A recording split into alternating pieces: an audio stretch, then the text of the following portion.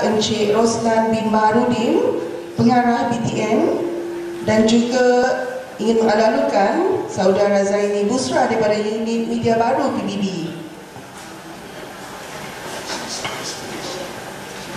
Jadi kita mohon peserta-peserta yang berada di luar untuk mengambil tempat duduk di dalam dewan.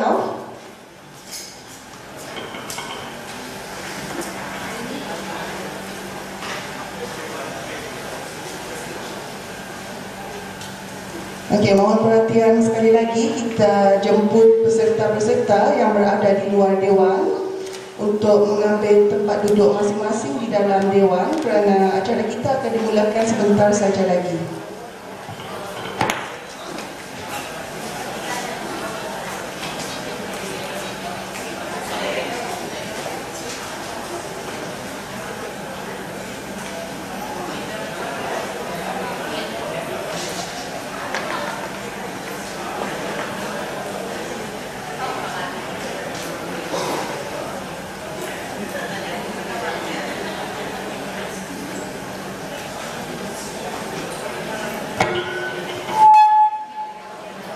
Okey, seterusnya saya ingin menyerahkan mikrofon ini kepada saudara Zaini Busra selaku moderator kita pagi ini. Dipersilakan.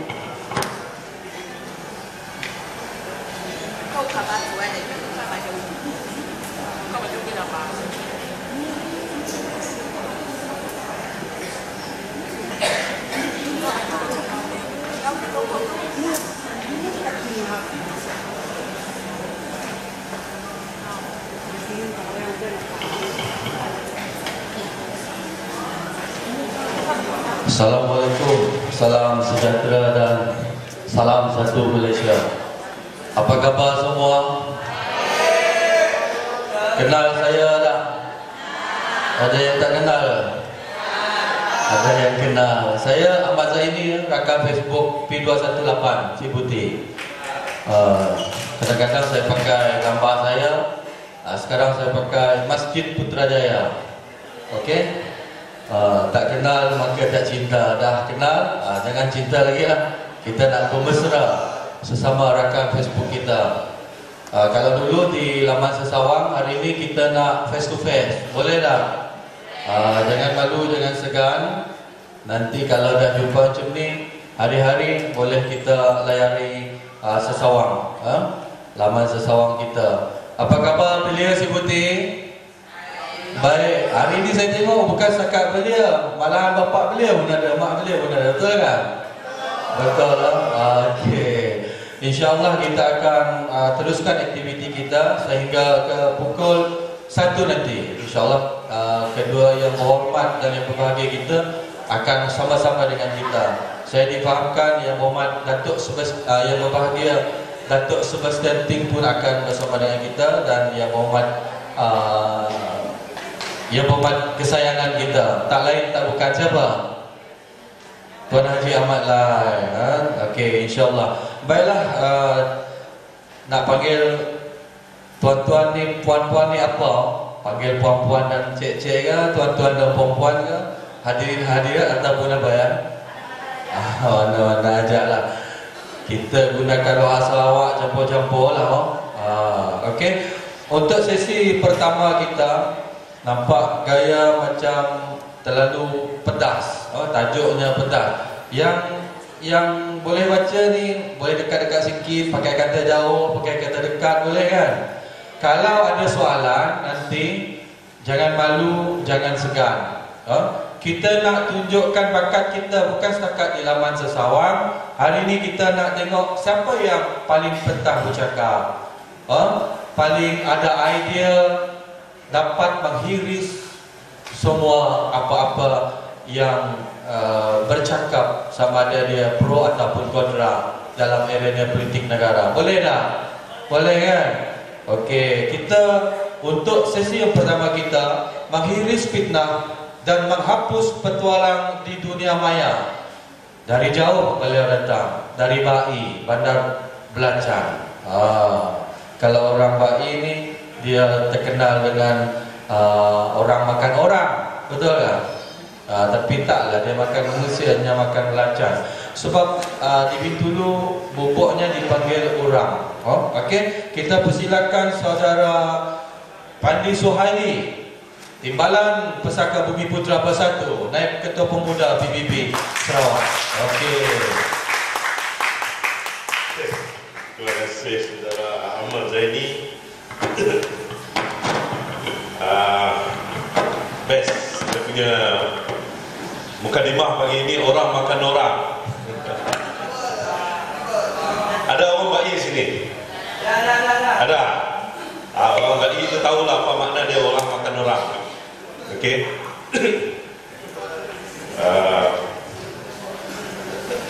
Mana yang belum masuk silakan masuk. Yang belum belajar makan orang, jangan belajar makan orang, bahaya.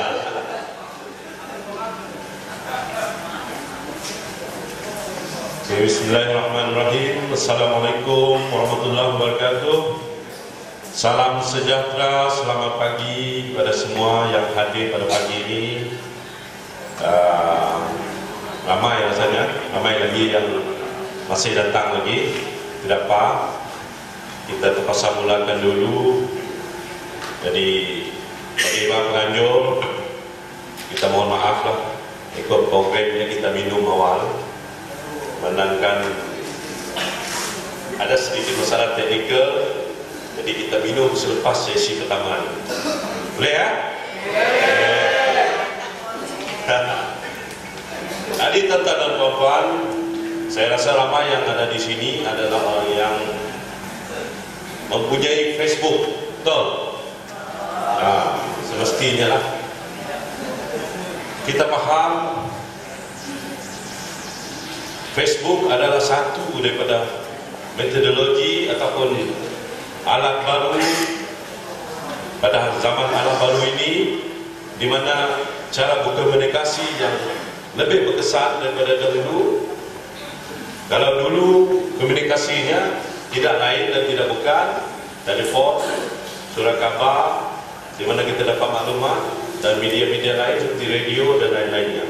Tapi dengan adanya dunia tanpa sempadan yang pada hari ini, kita dapat berkomunikasi dengan cepat dan cara lebih terbuka.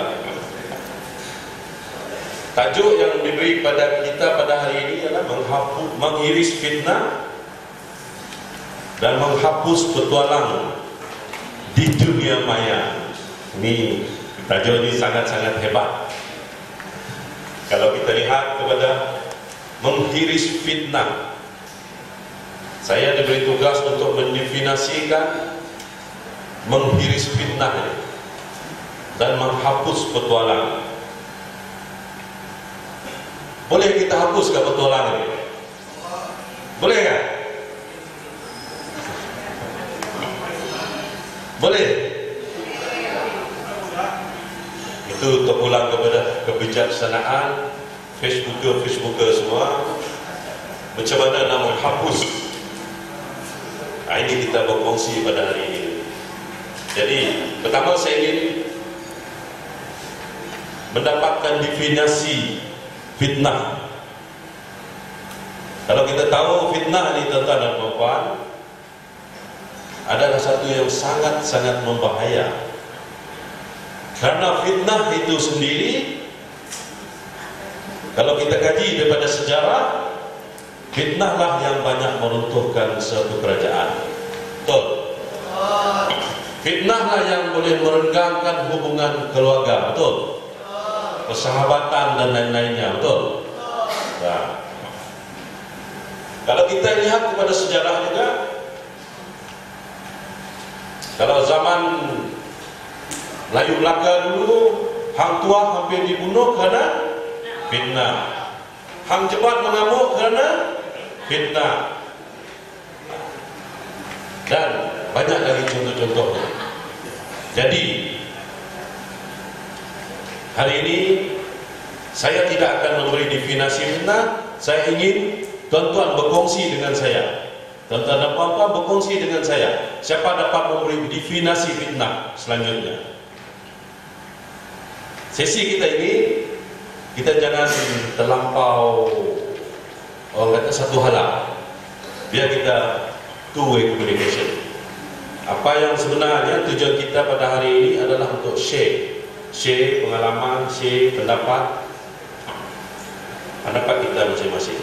Karena saya orang politik, saya akan bercakap lebih kepada pengalaman-pengalaman politik kita khususnya di Sarawak ini.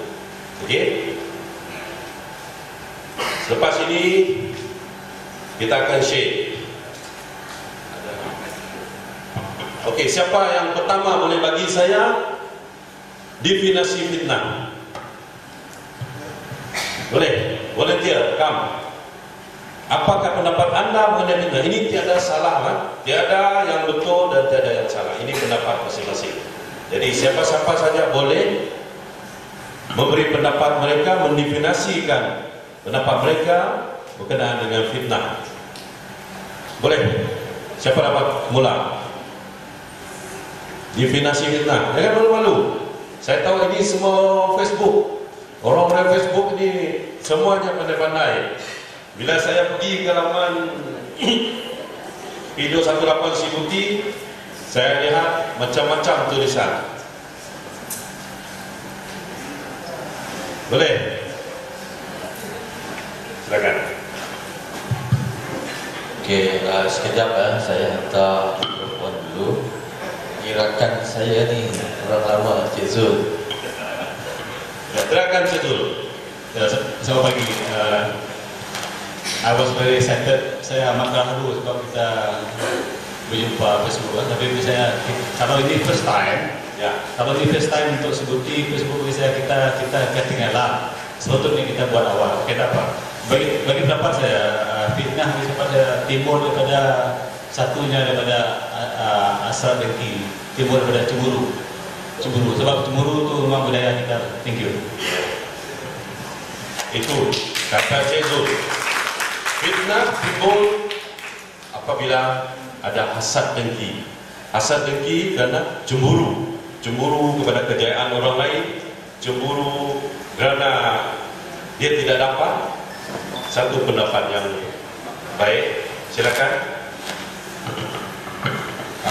Yang saya boleh ringkaskan, dia umpama bunga beracun. Bunga beracun. Tuan-tuan dan puan-puan faham maksud bunga beracun? Dia nampak cantik, kita dengar manis, tapi di sebaliknya itu ada racun yang berbisa, yang mahal, yang berbahaya. Okey, siapa lain lagi boleh? Boleh? Kalau dapat kenalkan laman sesawang apa, baru kita kenal yang mana orangnya. Angkat, introduce, saya Facebook, contohnya Encik Pendi lah. Kalau saya Ahmad Zaini lah, betul tak? Baru kita kenal. Yang ni malu pula yang beliau dia ni. Okey, kalau ada soalan boleh tanya ataupun ada soalan, kita two-way communication. Yes. Jangan malu, jangan segan. Terlampau tegang, jangan terlampau tegang. Ya, kita pagi ni jadi bukannya ice breaking lah. Kita kenalan bersuasana. Sebelum kita pergi kepada yang lebih serius lagi, Saudara Roslan kita menunggu di belakang. Saudara Unus Mada daripada BTN, kita akan mendengar lebih lagi penerangan mengenai gagasan satu Malaysia lepas ini. Okey. Kalau macam saya, macam kata Saudara Ahmad Zaini tadi, saya Facebooker tapi saya menggunakan nama saya betul, Pandi Suhaili. Tuan-tuan cari Pandi Suhaili, itulah dia. Nama yang menggunakan nama samaran itu tidak salah. Itu pendapat masing-masing. Okey, ada lagi yang boleh mendefinisikan fitnah. Tadi pasal hasad dengki, bunga macam bunga beracun. Saya minta sebelah wanita. Perempuan malu-malu ya.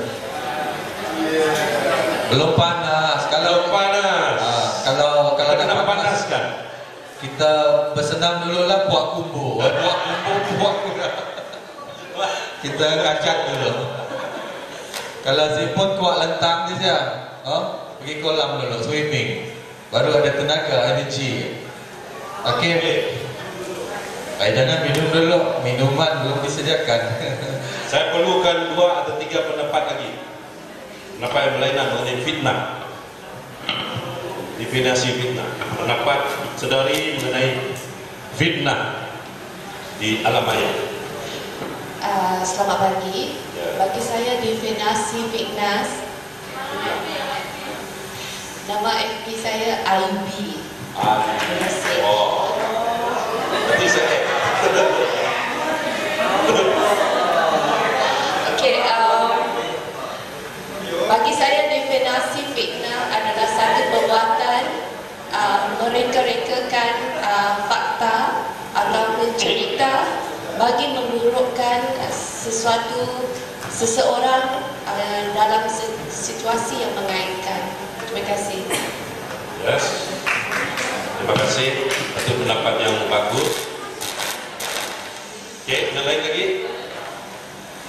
Siapa yang akan? Jangan malu-malu. Bagi pendapat masing-masing. Jangan malu. Inilah IB.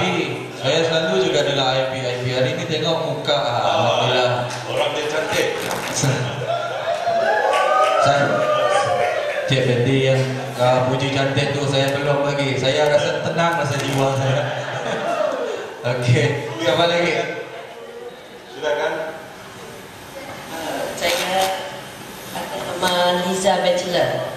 Oh, ini dia Liza Bachelor. Okey. Pekan satu perbuatan yang menceritakan tentang kehidupan orang lain serta boleh mengaitkan itu dan menghebatkannya kepada orang sekeliling. Lebih kurangnya lah. Okey, good.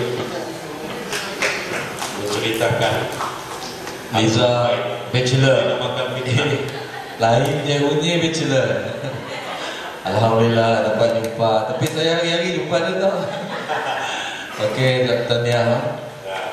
Okey, siapa lagi yang sebelah ni? Malah apa jatuh nak pasang api kan? Siapa lagi sebelah? Silakan. Ini orang muda-muda belakang ni. Atau dia orang muda-muda duduk depan lah. Apa muda-muda semua ni? Okey, boleh. Jangan dalam Facebook jangan berani.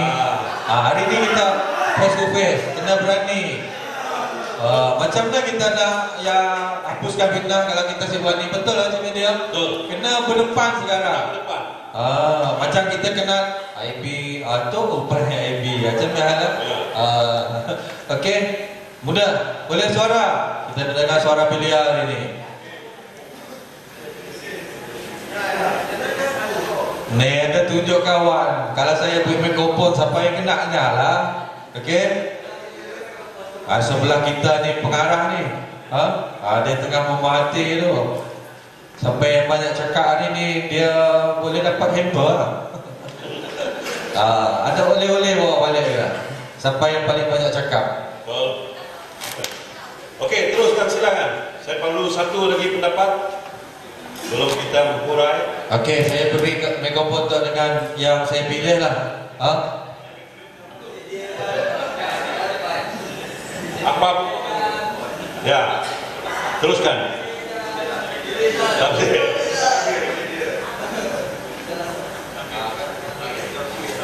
Okey, ini dia orang muda.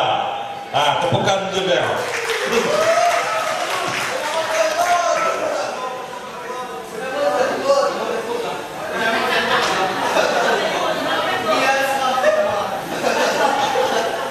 Apa nama Facebook tadi? Nama Facebook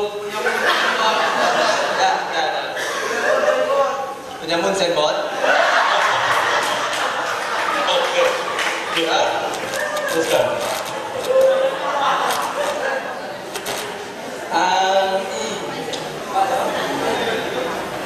Fitnah fitnah.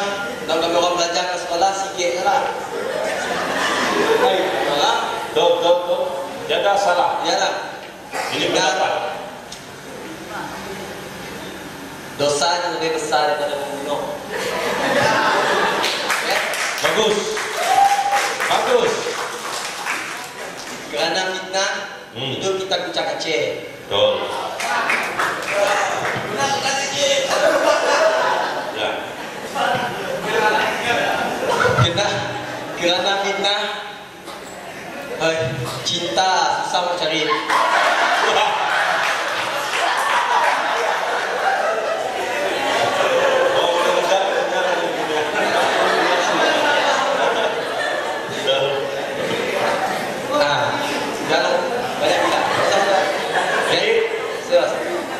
Cukup. Banyak tidak susah nak kan habis. Terima kasih. Terima kasih.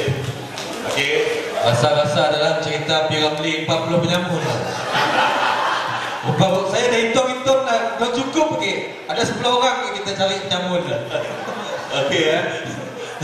Penyamun talbus kita cus dulu. Okey, terima kasih penyamun. Okay. Tukar terus sistem katanya. Si mau pakai penyamun. Mau pakai penyamun lagi. Okey lah, nama benar baru real. Selalunya Facebooker muda-muda memang selalu nama Samarana. Ya, saya kira. Okey, tadi kita dah mendengar 5 pendapat. 5 ke 6 pendapat mengenai fitnah. Kita pun faham apa makna fitnah. Jadi fitnah ni tuan-tuan dan puan, kita elakkan. Karena fitnah ni dia akan menggambarkan sesuatu yang di luar fakta, luar daripada kenyataan sebenar, dengan tujuan semana yang saudara ni beritahu tadi, terhasad dengki, cemburu. Karena akibat daripada itu kita semua tahu dia sangat membahaya. Mana yang adik terakhir beritahu tadi, dosanya lebih besar daripada membunuh. Betul. Karena definisi fitnah ni, kalau kita berkata sesuatu yang tidak betul, itu dinamakan fitnah. Tapi kalau kita berkata mengenai sesuatu yang betul, mengenai aib satu orang atau kesalahan atau apa saja, kita cerita kepada orang lain, itu dinamakan mengumpat. Dua-dua membahaya. Tapi fitnah lebih membahaya. Okey. Ini pendapat tadi semuanya betul. Ini kita berkongsi secara dua hala. Mana yang saya beritahu awal tadi, banyak keadaan, banyak hubungan dan banyak kerajaan yang telah jatuh disebabkan oleh fitnah. Jadi kita tidak mahu, karena fitnah ini negara kita rosak. Kita sayangkan negara kita, kita sayangkan negeri kita Sarawak ini. Kita tidak mahu disebabkan perkara yang tidak betul diwawakan, diputarbalikan, dimanipulasikan, jadi sampai kepada orang lain ianya berbeda semua. Kenyataan yang sebenar diputarbalik sampai kepada rakyat di bandar, di luar bandar, kenyataannya lain. Ini yang kita tidak mahu. Jadi apa yang berlaku pada akhir-akhir ini, pada dewasa ini, terutama sekali dari segi politik, kita banyak mendengar isu-isu semasa, seperti isu-isu yang berlaku di kerajaan. Sebenarnya barang-barang benda ini kecil, tapi dibesar-besarkan.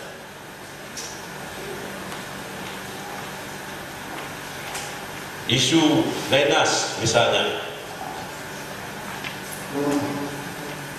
isu aluminium kalau kita di Sarawak, di Bintulu misalnya, isu itu dibesar-besarkan, digambarkan seolah-olah ianya sangat membahaya, seolah-olah ianya dibuat, dibina tanpa ada pewayan tanpa ada penjagaan keselamatan yang betul. Tapi tuan-tuan dan puan-puan, inilah caranya satu isu apabila diputar-belitkan, apabila dibawakan, ia akan menjadi satu tanggapan yang betul bagi penerima. Sebab itulah unit media baru main peranan penting. Tuan-tuan dan puan-puan lah yang memain peranan ini. Peranan di mana tuan-tuan dan puan-puan sebagai pelayar-pelayar Facebook, sebagai orang yang sentiasa menghubung dalam Facebook, tuan-tuanlah yang memainkan peranan untuk menjelaskan, mematahkan kenyataan yang tidak betul. Ini penting. Karena sebenarnya seperti itu tadi, kita sayangkan negara kita. Kita telah bangunkan negara kita lebih 50 tahun. Kita lihat kembali kepada sejarahnya. Karena saya sebagai orang politik, saya merantau, saya menjelajah ke seluruh negeri Sarawak.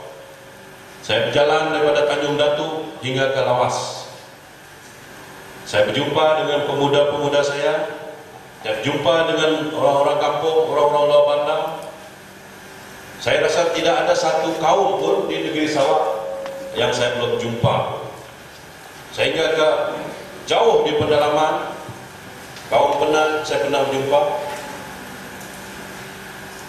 Saya tahu macam mana kehidupan mereka, saya tahu macam mana masalah mereka.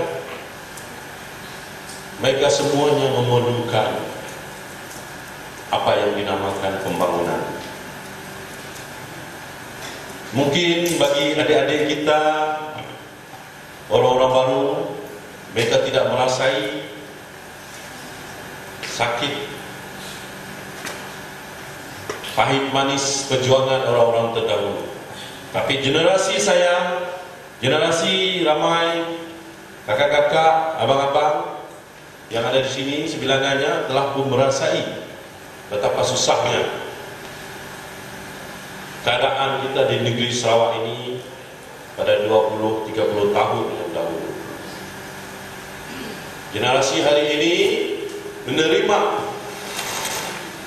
apa yang dinamakan hasil perjuangan orang-orang terdahulu. Jadi kita kena ingat, kalau macam saya dahulu masih kecil lagi, di sekolah rendah lagi, saya terpaksa mencari duit, jual kuih, berjual macam-macam, karena susah. Bukan saya mau, saya terpaksa melakukannya. Inilah dia tuan-tuan dan puan.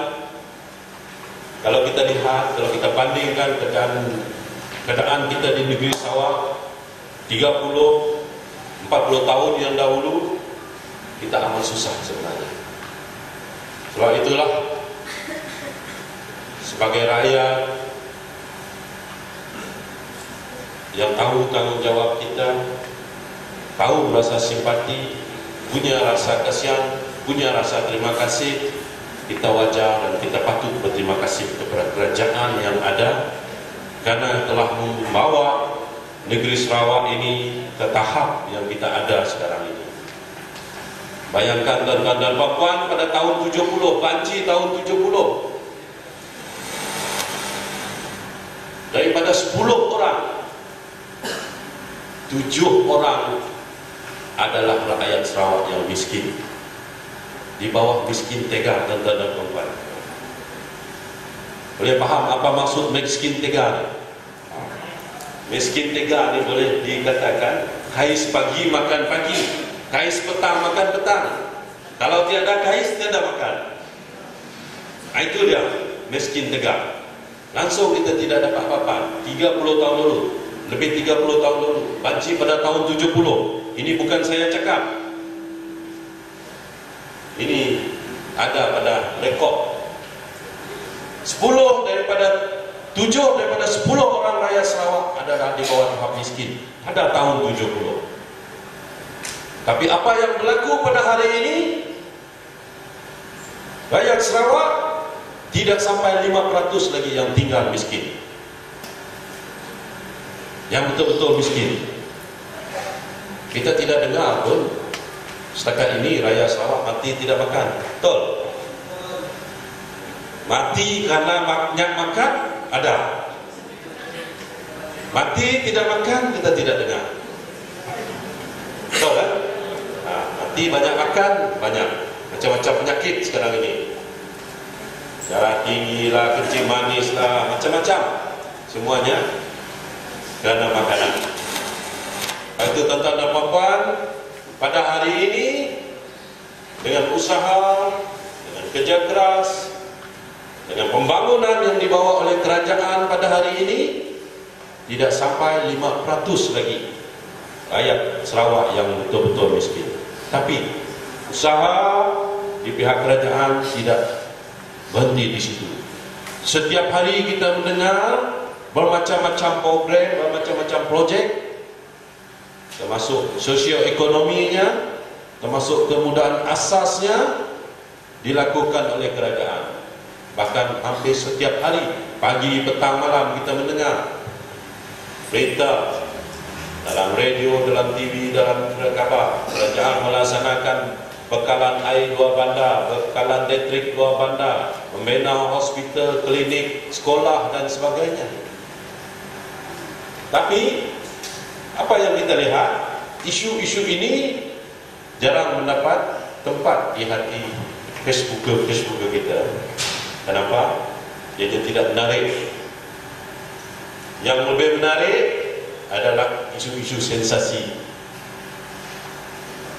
isu-isu yang panas. Kenapa?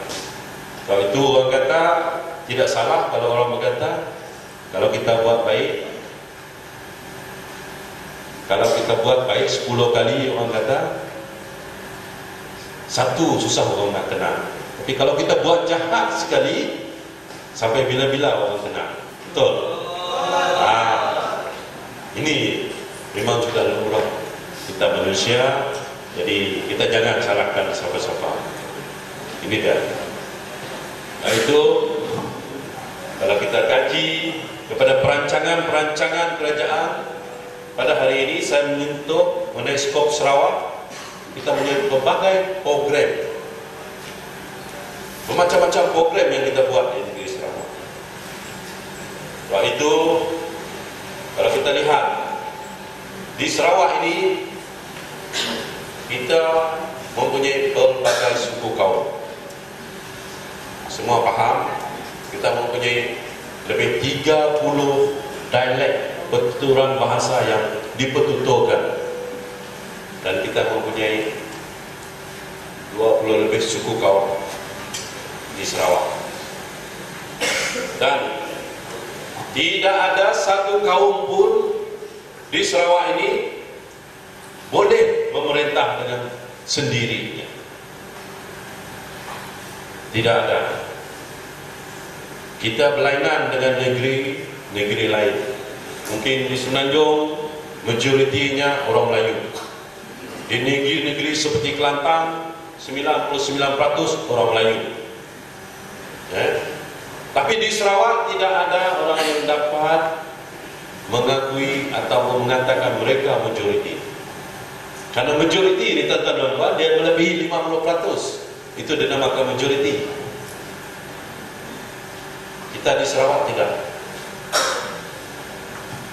Sebab itu kita tidak boleh mengatakan satu kaum boleh memerintah dengan persorangan, dengan sendiri. Tidak boleh. Kita kena ada satu konsep pengkongsian kuasa. Inilah yang dilakukan oleh Kerajaan Malaysia Nasional pada hari ini. Kerajaan yang ada pada hari ini, kita lihat, walaupun parti saya, parti PBB memerintah, tapi konsep pengkongsian kuasa telah diamalkan daripada dahulu. Kita ada parti komponen, parti SPDP. Ada SPDP sini? Ada? PRS? Ada PRS sini? Ada? SUPP. Kita telah lama pun mengamalkan perkongsian.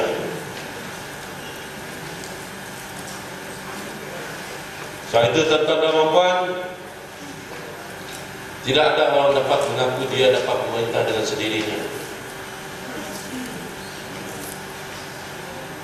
Disebabkan perkongsian inilah, disebabkan pencantuman inilah, kita mampu membawa negeri kita Sarawak kepada tahap yang ada sekarang ini. Kita lihat kepada perancangan kita pada wawasan kita Sarawak pada tahun 2030 yang akan datang. Tidak lama lagi rasanya, di dalam lebih 10 tahun lagi kita akan mencapai 2030. Sarawak dengan perancangannya yang besar, pembangunan wilayah ekonomi skor yang meliputi Tanjung Manis hingga ke Bintulu Sarawak dan kawasan limpahan daripada itu termasuk Miri dan Barang, termasuk Kapit dan termasuk ke daerah Lundu, Sematan, Sirian dan yang lain-lain. Ini limpahan. Dan jangkaan kita pada tahun 2030 kita mewujudkan peluang pekerjaan yang baru sebanyak 2,4 juta peluang pekerjaan. Jadi kenapa kita risau? Kenapa kita risau anak-anak kita tidak dapat kerja? Sedangkan perancangan ini telah pun terbukti. Cumanya sekarang ini rakyat kita di Sarawak, kita kekurangan, sangat-sangat kekurangan tenaga mahir. Dalam surat khabar hari ini, pagi tadi saya baca kebimbangan ada satu badan NGO, dia bimbang mengenai kesedaran anak-anak kita mengenai pelajaran teknikal. Sebuah kerajaan NGO bagi tadi pengurusinya ada dalam surat khabar. Beliau bimbang mengenai kesedaran anak-anak kita pada hari ini tentang kepentingan pengajaran teknikal, vocational dan lain-lain. Ini yang merisaukan kita. Anak-anak kita di Sarawak, anak-anak sekolah kita di Sarawak ini, mereka kurang sedar mengenai pentingnya pelajaran pengajaran teknikal, vocational, teknik dan sebagainya. Sebab itu kita tidak mampu sekarang ini untuk mewujudkan tenaga mahir. Tetapi kerajaan Sarawak baru-baru ini melalui tabung tegas yang diurusi oleh Dato' Len Khalif, Timbalan Menteri Muda kita telah mewujudkan satu tabung untuk merangsang pelajaran teknikal di kalangan anak-anak, khususnya yang berada di luar bandar. Karena kita terpaksa meneruskan, menggiatkan pelajaran teknikal ini untuk kita mencapai 2,4 juta peluang pekerjaan di Sarawak pada tahun 2030. Dan untuk rekod, kita rakyat Sarawak hari ini cuma berjumlah 2,6 juta. Sedangkan pada tahun 2030, lebih 10 tahun akan datang, kita akan mewujudkan 2,4 juta peluang pekerjaan baru. Jadi dari mana kita nak menampung semuanya? Sebab itu kita perlukan tenaga-tenaga muda seperti adik-adik kita di belakang. Ya? Okey, itu saya beri definisi sedikit mengenai apa yang kita namakan tadi definisi fitnah, perjuangan-perjuangan orang-orang terdahulu. Kita mungkin tidak merasai apa yang diperjuangkan orang terdahulu. Saya ingin berkongsi dengan saudara-saudara dan saudari pada hari ini. Kalau dulu di zaman koloni, di zaman penjajahan, kita dipecah-pecahkan, kita dibagikan mengikut zon Sebab itu kita dengar ada wujudnya Lain Dayak, ada wujudnya Melanau dan orang Iban. Mereka dibagi-bagikan mengikut siapa yang di pesisir pantai, dia katakan Melayu Melanau. Memang bangsa, memang suku kaum kita adalah suku kaum Melanau Melayu, dan di pertengahannya orang Iban, dan di pendalamannya dipanggil orang Ulu dan sebagainya. Kenapa kita dipecah-pecahkan? Karena dasar pecah dan perintah British. Inilah cara yang paling berkesan untuk memereka. Karena kita tidak dibolehkan untuk bersatu. Karena kalau kita bersatu, kita kuat, kita akan cepat untuk memberi tentangan kepada penjajah pada masa itu. Disebabkan kesedaran inilah tuan-tuan dan puan, wujudnya Pati Pesaka Bumi Putera Bersatu. Biar saya berkongsi sedikit hari ini mengenai kewujudan Pati Pesaka Bumi Putera Bersatu. Pati Pesaka Bumi Putera, Pesaka satu pati, Bumi Putera satu pati, dan Berjasa satu pati. Gabungan daripada tiga pati ini mewujudkan Pati PBB. Karena pada masa tersebut kita terlampau kurang orang cerdik pandai ini. Yang amat berhormat P. Sri pada masa itu baru berumur 22 tahun, Ketua Menteri kita. Bayangkan tuan-tuan dan puan-puan, seorang pemimpin yang telah berkhidmat untuk negeri Sarawak daripada umur beliau 22 tahun. Dia tidak menikmati kehidupan macam kita ini, boleh bebas kesana kemari, bergaul, minum di kedai kopi. Tapi beliau sentiasa ada tugasnya di pejabat, tugasnya untuk terus membangun negeri kita Sarawak. Inilah beliau terpaksa berkorban semua itu. Beliau pada masa tersebut baru balik daripada luar negeri, terus bersama dengan Pati Berjasa. Apabila beliau datang balik ke negeri Sarawak, beliau melihat dengan ilmu yang beliau ada dari luar negeri, beliau melihat keadaan kita rakyat di negeri Sarawak tidak bersatu, pati kita berpecah-pecah. Jadi sampai bila pun kita tidak akan dapat mengambil satu suara, mengambil satu keputusan untuk membawa negeri Sarawak kita keluar daripada kepompong kemiskinan.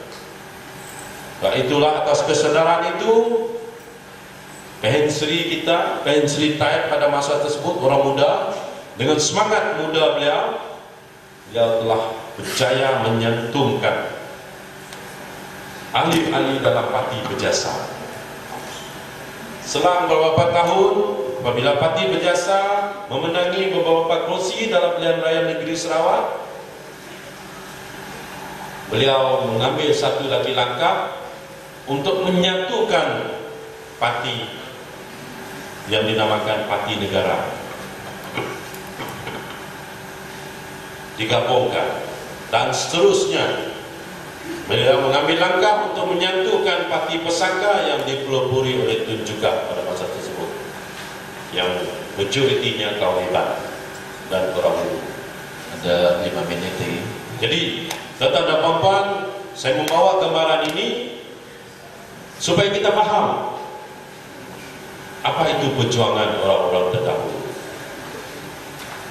P. Sri Taib pada masa tersebut telah berjaya menggabungkan ketiga-tiga pati besar ini supaya kita kaum Bumi Putera kita bersatu dalam satu payung pati dan dinamakan Pati PBB. Disebabkan itulah, disebabkan kebijaksanaan beliau, hari ini Pati PBB sejak penubuhannya terus memerintah sampai hari ini. Karena di dalamnya mempunyai keseluruhan kaum Bumi Putera Sarawak. Keseluruhan. Tidak ada satu wakil suku kaum pun tidak ada dalam PBB. Atas kebijaksanaan beliau, atas pengorbanan beliau, membawa kita Sarawak kepada hari ini. Sehingga apa? Sehingga kita hari ini menikmati pelbagai pembangunan, kemewahan dan sebagainya. Inilah dalam pembuat saya sengaja membawa masalah ini supaya kita sama-sama paham, supaya kita sama-sama sayangkan Sarawak kita ini. Ini yang penting sekali. Kita perlu, karena orang-orang terdahulu, pejuang-pejuang terdahulu, pemimpin-pemimpin terdahulu telah mewariskan negeri kita ini dalam keadaan yang cukup baik, cukup stabil, cukup indah dan selesa untuk seluruh rakyat tinggal diam tanpa ada peperangan, tanpa ada rasa bimbang untuk pergi mana-mana. Begitulah kita, generasi kita menerima Sarawak ini, kita mewarisi Sarawak ini daripada orang-orang terdahulu.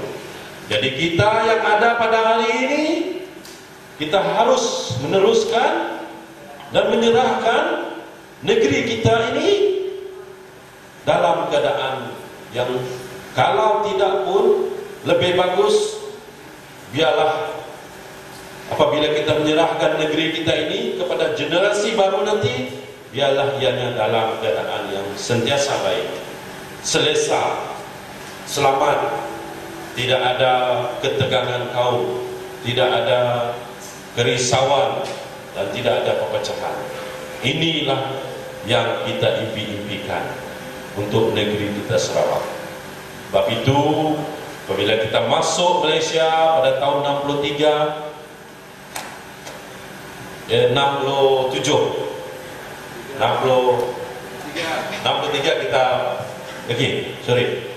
kita ada perjanjian 18 perkara. Yang paling kita perlu ada ialah, yang perlu kita ingat adalah perjanjian 18 perkara kita.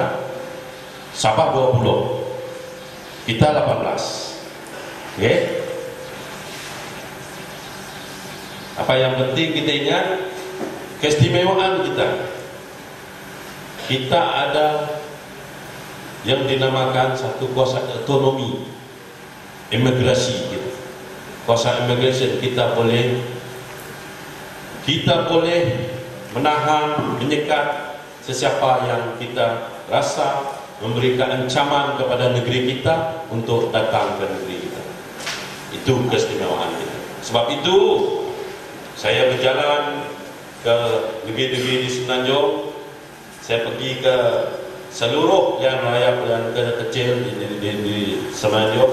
Saya selalu ditanya oleh orang-orang di Semenanjung, kenapa Sarawak masih datang ke Sarawak mesti memerlukan pasport? Mereka bertanya, kenapa kita satu Malaysia, kita sama Malaysia? Betul, saya kata. Itu adalah syarat yang diletakkan apabila kita bersetuju untuk menjadi sebahagian daripada Malaysia. Tapi ingat, tuan-tuan dan puan-puan, ingat adik-adik, kakak-kakak, ingat, kita bukan masuk Malaysia. Ingat, ingat pemahaman kita bukan masuk Malaysia, tapi kita sama-sama membentuk Malaysia.